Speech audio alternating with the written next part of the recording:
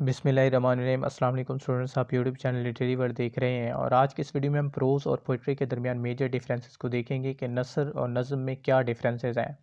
पहली बात तो ये है कि Wordsworth believes that there is a no difference between language of poetry and pros.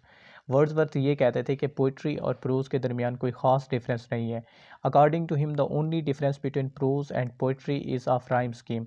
उनके मुताबिक पोइट्री और प्रोज़ की लैंग्वेज में जो डिफरेंस है वो सिर्फ़ और सिर्फ राइम स्कीम का है।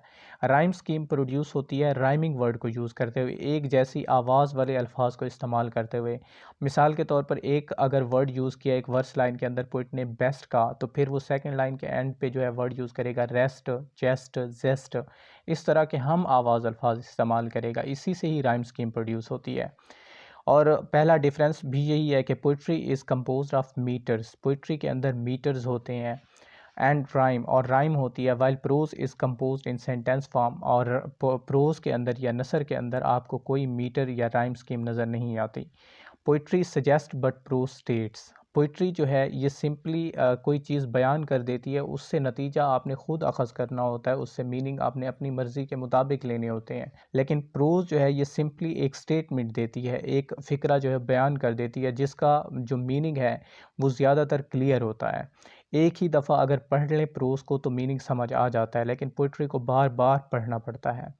The basic unit of poetry is verse line. Poetry का जो बेसिक यूनिट है वो वर्स लाइन होती है, यानी कि एक मिसरा होता है और फिर एक मिसरे के बाद दूसरा मिसरा होता है, और उस मिसरे की भी सर्टेन लेंथ होती है, कोई ज़्यादा वर्ड जो है वो पोइट यूज़ नहीं कर सकता। But the basic unit of pros is sentence. लेकिन प्रोज की जो बेसिक यूनिट है वो सेंटेंस होता है। मीन एक जुमला जो है वो कभी छोटा लिख सकता है प्रोज लिखने वाला, या कभी उसे लॉन्ग कर देता है। Prose does not provide player the way poetry provides it. Prose जो है वो उस तरह खुशी फराम नहीं करता जिस तरह पोइट्री करती है। पोइट्री और नसर और नज़म को अगर आप पढ़ें तो आपको यहाँ से अलग अलग प्लेयर्स मिलते हैं। इसलिए एक और डिफरेंस है कि the verse will be read 100 times where the prose is read once. कि पोइट्री को आप चाहे 100 मरतबा भी पढ़ लें तो वो आपको प्लेयर देगी, लेकिन प्रोज जो है वो सिर्फ एक दफ़ा पढ़ी जाती है। आगे जो है वो डिफरेंस है, language of poetry is highly figurative. Poetry की लैंग्वेज जो है वो फिगरेटिव होती है, उसमें फिगर्स ऑफ स्पीच होते हैं, similes, metaphors, illusions and sound devices use की जाती हैं। लेकिन जो प्रोज की लैंग्वेज होती है वो कॉमन यूज़ ऑफ लैंग्वेज या नेचुरल यूज़ ऑफ लैंग्वेज से जो है मैच करती है। डेली रूटीन में जिस तरह हम यूज़ करते हैं, जिस तरह ये लाइंस लिखी हुई हैं एक्चुअली इस स्लाइड के अंदर, ये भी प्रोज़ोइक यूज़ ऑफ लैंग्वेज है। Prose is the ordinary form of spoken और written language not mark by rhyme और मेट्रिकल स्ट्रक्चर। प्रोज जो है ये लैंग्वेज का ऑर्डनरी इस्तेमाल है, जिस तरह हम स्पोकन और रिटन लैंग्वेज में आम तौर पर यूज़ करते हैं, जिसमें कोई राइम और मेट्रिकल स्ट्रक्चर नहीं होता। और कॉलरिज के मुताबिक प्रोज का मतलब है words in their best order. कि वर्ड को जब हम एक अच्छे आर्डर में प्लेस करते हैं तो वहाँ से प्रोज बनती है। और पोइट्री जो है उनके मुताबिक best words in in the best orders. जब हम बहुत ज़्यादा अच्छे अल्फाज को अच्छे आर्डर में इस्तेमाल करते हैं तो ये कॉलरिज के मुताबिक पोइट्री होती है। पोइट्री में सर्टेन चॉइसेस ऑफ वर्ड होती हैं, हर वर्ड जो है वो यूज़ नहीं किया जाता, बल्कि कुछ वर्ड इस्तेमाल किए जाते हैं। इसलिए डॉक्टर सैमुअल जॉनसन के मुताबिक noble and graceful action is degraded when described in ordinary and simple language. कि जब हम किसी हाई फाई या किसी ग्रेसफुल एक्शन को आम अल्फाज में बयान करते हैं तो वो इस तरह जो है उसकी ग्रेस में कमी आ जाती है, उसकी खूबसूरती में कमी आ जाती है। Therefore, common or familiar words could be should be avoided in poetry। इसलिए कॉमन वर्ड जो है वो पोइट्री में अवॉइड किए जाएं और फिगरेटिव लैंग्वेज जो है वो यूज़ की जाए।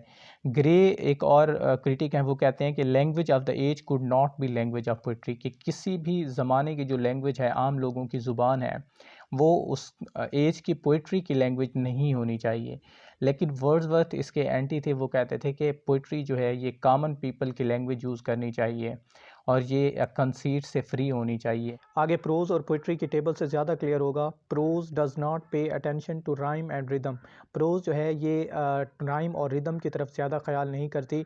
On the other hand poetry pays attention to rhyme and rhythm. Poetry के अंदर राइम भी होती है और एक रिदम भी होता है, म्यूजिकलिटी होती है। प्रोज के अंदर the writer usually has no word limit. Prose के अंदर राइटर के पास जो है वर्ड लिमिट कोई नहीं होती, वो जितने वर्ड चाहे सेंटेंस के अंदर यूज़ करता है। लेकिन पोइट्री के अंदर जो है लिमिटेड नंबर ऑफ वर्ड्स जो है वो यूज़ कर सकता है एक poet. Ideas are written in sentences and sentences are grouped into paragraph. यहाँ आइडियाज़ या ख़यालात जो होते हैं उन्हें सेंटेंस की शक्ल में लिखा जाता है, और यहाँ जो है वो लाइंस वर्स लाइंस यानी मिसरे की शक्ल में लिखा जाता है, और उन मिसरों को जो है स्टेंजाज की शक्ल दी जाती है। यहाँ लैंग्वेज नेचुरल और ग्रामेटिकल होती है, यहाँ लैंग्वेज फिगरेटिव होती है और रिदमिकल होती है। ये सिर्फ एक रीडिंग से, जिस तरह पहले मैंने कहा, अंडरस्टूड की जा सकती है, और पोइट्री को जो है वो बार बार पढ़ा जाता है समझने के लिए। ये मेजर डिफरेंसेस हैं प्रोज़ और पोइट्री के दरमियान।